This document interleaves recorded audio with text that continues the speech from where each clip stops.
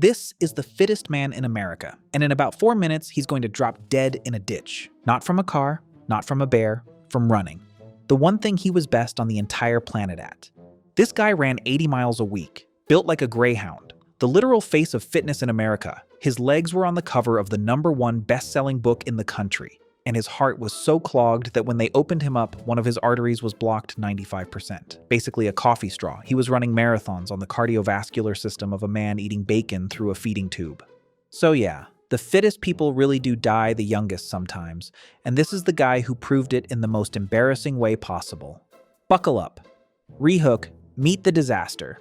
Okay, 1967, meet Jim Fixx. And I need you to understand, at this point, Jim is not a fitness icon. Jim is a catastrophe in a button-up shirt, 214 pounds, 2 packs of cigarettes a day. 2 packs, this man's lungs looked like a chimney. Stressful magazine job, going through a divorce, the full starter pack. Oh, and fun fact that becomes horrifying later. Jim was a genius. Actual Mensa member wrote puzzle books called Games for the Super Intelligent. So keep that in mind. The smartest guy in the room is about to make the dumbest possible decision with his own body.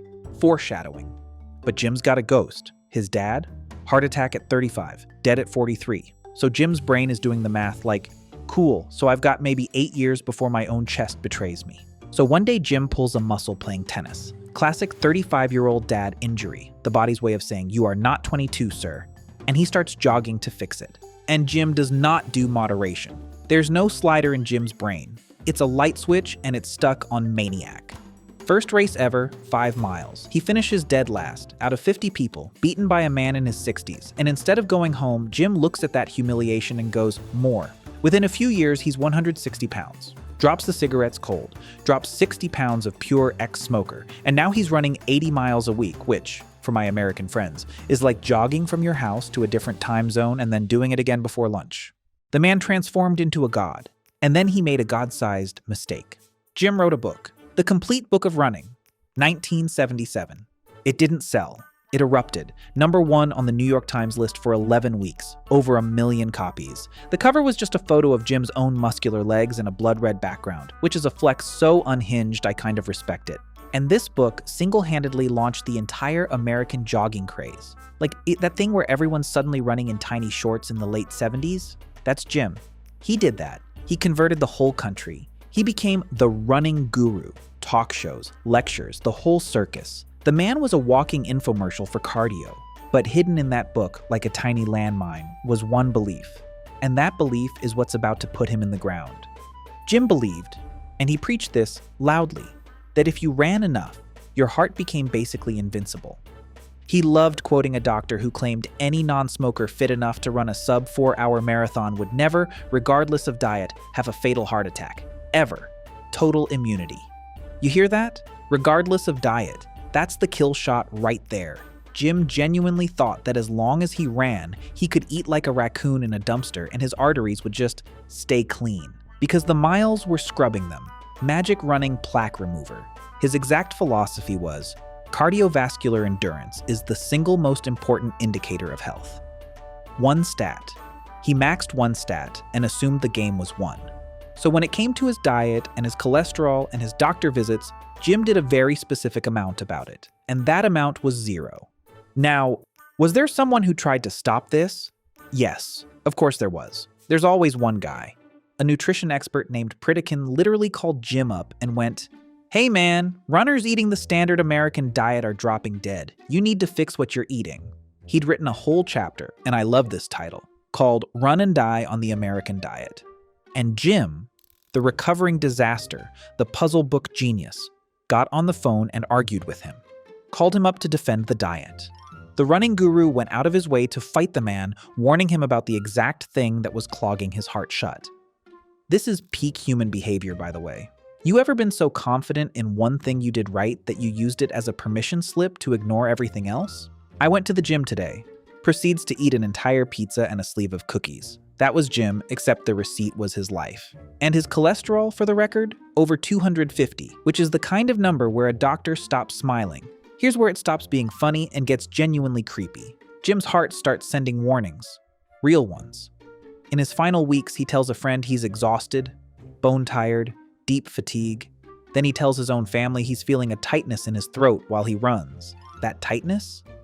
That was angina. That was his heart, on its knees, begging him to stop. And remember, Jim's whole brand was listen to your body, not your doctor. So when his body screamed the loudest warning it had, Jim's interpretation was basically, that's just the heart getting stronger, push through. It gets worse. The autopsy later found scarring, meaning Jim had at least 3 silent heart attacks in the weeks before he died. 3. His heart had already been hit 3 times, and the genius ran right through all of it like a man ignoring check engine by turning up the radio. And the final twist, the man had a congenitally enlarged heart this whole time, born with it, a ticking clock he'd never even had checked. So there's this moment, the one that haunts everyone who knows this story. A famous heart doctor, Dr. Kenneth Cooper, the aerobics legend, gets Jim in his clinic, and he basically begs Jim, take a stress test, hop on a treadmill, 20 minutes, and we'll see exactly what your heart's doing. It would have caught the blockages instantly. And Jim, the smartest guy in the room, the man whose chest was actively on fire, says no, not no thanks. He adamantly refused. Flat out wouldn't do it. The doctor said later it stuck with him forever. Like somewhere deep down, maybe Jim already knew, and just didn't want it confirmed. There's actually a name for this in cardiology. The second most common symptom of heart disease, right after chest pain, is denial.